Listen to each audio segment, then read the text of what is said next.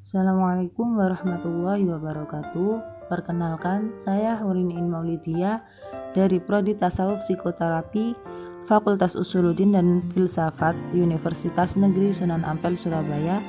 Ingin sedikit berbagi pengetahuan sejarah tasawuf pada abad ke-5 dan ke-6 Hijriah. Tasawuf pada abad ke-5 Hijriah. Tasawuf pada abad ke-5 Hijriah mengadakan konsolidasi. Pada masa ini ditandai dengan kompetisi dan pertarungan tasawuf semi falsafi dengan tasawuf sunni.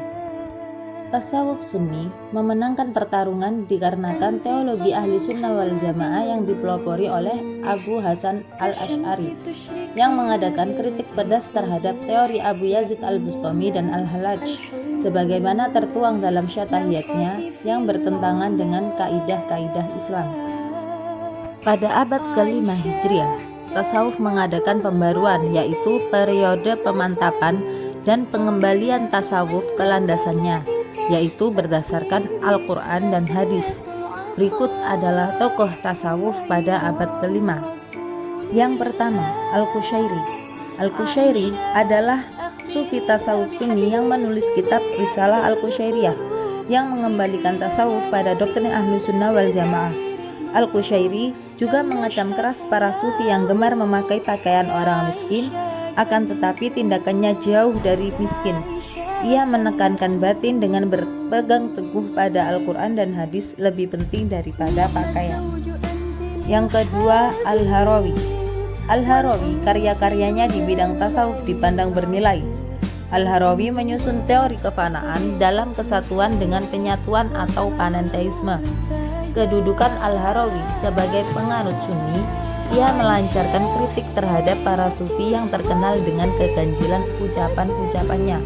Al-Harawi mengemukakan bahwa tingkatan ketentraman yang timbul dari ridha Allah Subhanahu wa Ta'ala. Yang ketiga, Al-Ghazali. Imam Al-Ghazali dipandang pembela terbesar tasawuf sunni. Ia mengembalikan citra ahli tasawuf di kalangan umat Islam dengan mempertemukan ilmu zahir dan ilmu batin dan memurnikan dari unsur filsafat yang dinilai membingungkan umat Islam.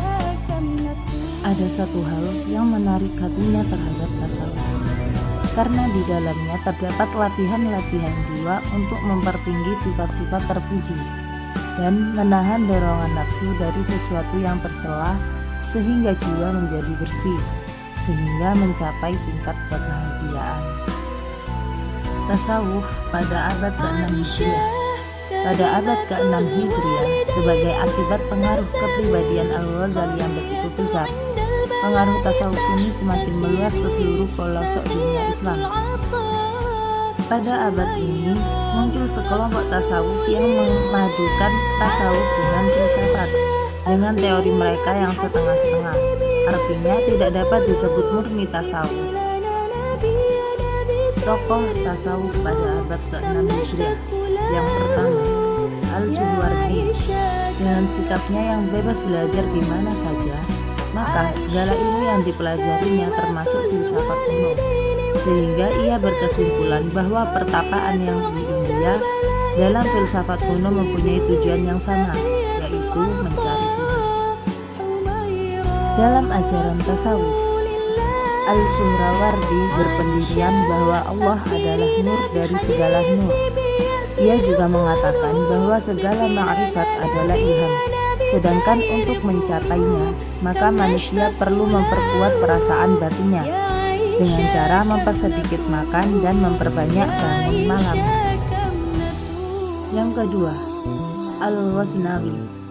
Al-Ghaznawi mengamalkan ajaran tasawufnya dengan melakukan zikir yang diikuti para muridnya dengan duduk melingkarinya dengan cara menggoyang-goyangkan dirinya dan memakai cara dengan menari-nari.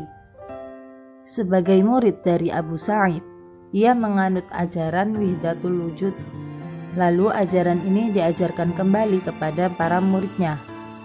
Di samping berkembangnya kembali ajaran al-hulul, wahdatul wujud dan lainnya, dapat pula diimbangi dengan timbulnya lembaga pendidikan Islam yang mengajarkan tasawuf dengan cara suluk. Lembaga itu lazim disebut dengan tarikot. Pada abad ini, suasana kemelut antara ulama syariat dan ulama tasawuf kembali memburuk karena dihidupkan lagi pemikiran al-hulul, wahdatul wujud dan wahdatul adyan, sehingga timbul protes para ulama syariat dan mengajukan keberatannya kepada penguasa ketika itu. Sekian dari sedikit banyak yang dapat saya sampaikan, semoga dapat bermanfaat. Wassalamualaikum warahmatullahi wabarakatuh.